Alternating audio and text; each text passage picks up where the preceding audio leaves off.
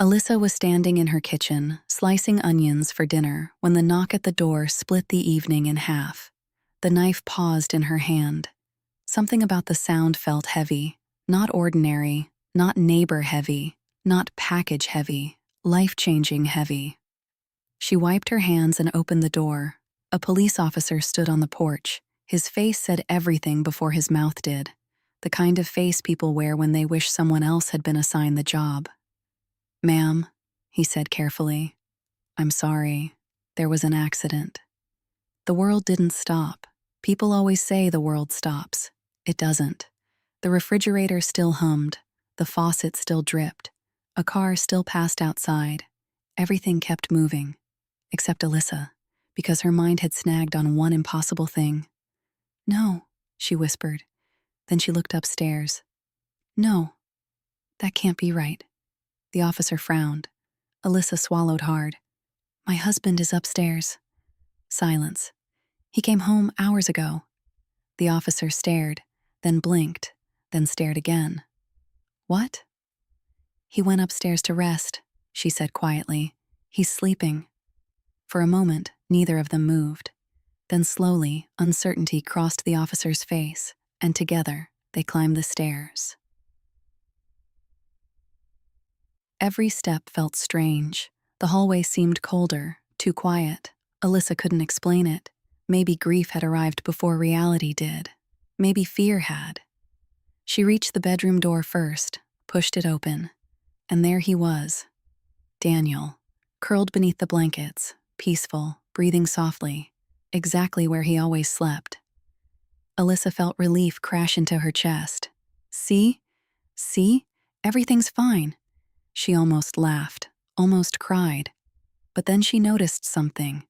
The officer hadn't relaxed, not even a little.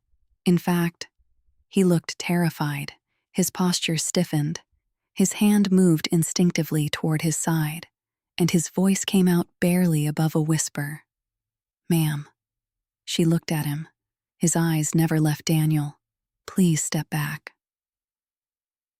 Alyssa's heart skipped. "What?" "Step back."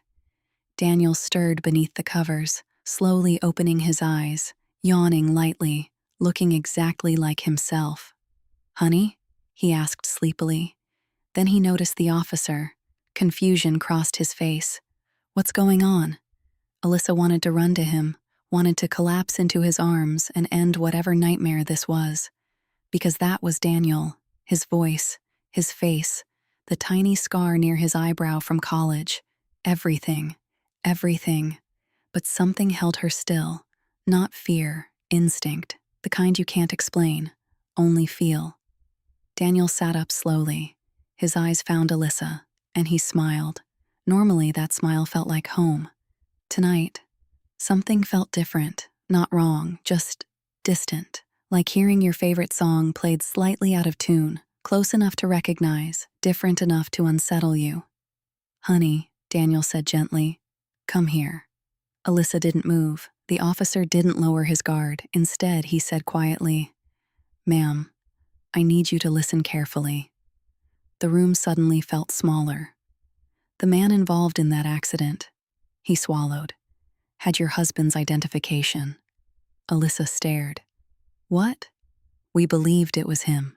Silence. Then Daniel laughed softly. "This is ridiculous." Maybe it was. Maybe there'd been a mistake. Maybe life had mixed up two stories. People make mistakes, right? But then Daniel looked at Alyssa again and held her gaze a little too long, a little too steadily, and suddenly she remembered something. Grief. 3 months earlier, Daniel had taken a business trip. 3 months earlier, she'd almost lost him. 3 months earlier, she'd sat alone in this same bedroom, terrified something might happen. And every night she'd whispered into the darkness, "Please let me keep him. Please, please, please." Funny how desperate prayers sometimes echo back differently than we expect. Daniel stood, walked toward her, slowly. "Alyssa." His voice was soft, familiar, comforting. But now there was something underneath it, something she couldn't name. "You know me." She did, didn't she? She knew how he took coffee, knew the songs he sang badly in the shower, knew the way he'd hold her hand absent-mindedly during movies. She knew him. So why did she suddenly feel like she was standing beside a stranger wearing someone she loved? The officer's voice broke through her thoughts. "Ask him something." "What?" "Something real." Alyssa looked at Daniel, then looked away.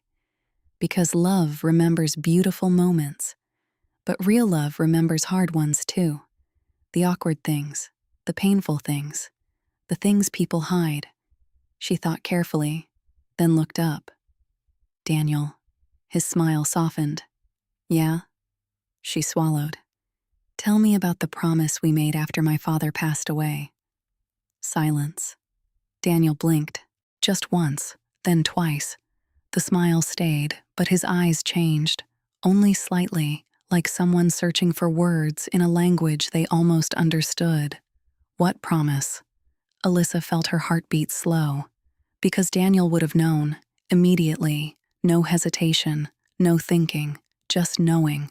Because the night her father died, Daniel had held her hand and made her one promise. "No matter what we lose, we'll never lose ourselves." Daniel had repeated those words for years. He never forgot them, not once. The room felt still. Daniel looked at her, really looked at her. And for the first time that night, he looked sad, not angry, not frightening, just sad. "Alyssa," he said quietly, and suddenly she understood. Not everything that visits us comes to hurt us. Some things come because we're hurting. Some things arrive wearing the shape of our wishes, the shape of our loneliness, the shape of the person we're not ready to release. Tears blurred her vision, because deep down, she knew. This wasn't Daniel, not really. This was grief. Grief wearing memory, grief wearing hope, grief standing in front of her asking one impossible question. "Do you want reality? Or do you want me?" Daniel reached out his hand, his expression softened. "You don't have to let go." God. Part of her wanted to say yes. Part of her wanted to stay there forever, in that room, in that illusion, in that beautiful lie. Because letting go felt unbearable. But Daniel, the real Daniel, would never ask her to stop living. Would never ask her to remain trapped inside yesterday. Love doesn't hold people hostage. Love opens the door, even when it hurts. Especially when it hurts. Alyssa wiped away tears, looked at him one final time, then smiled sadly. "You aren't him." Silence. Daniel's expression shifted, not into anger, not into something terrifying, just understanding. And slowly, very slowly, he smiled back, a different smile this time, gentler, almost grateful. Then the room felt lighter, warmer, like air returning after a storm, and Daniel was gone. Months later, Alyssa sat on the porch of a small new home. Morning sunlight spilled across the steps. Coffee warmed her hands. The quiet around her no longer felt empty.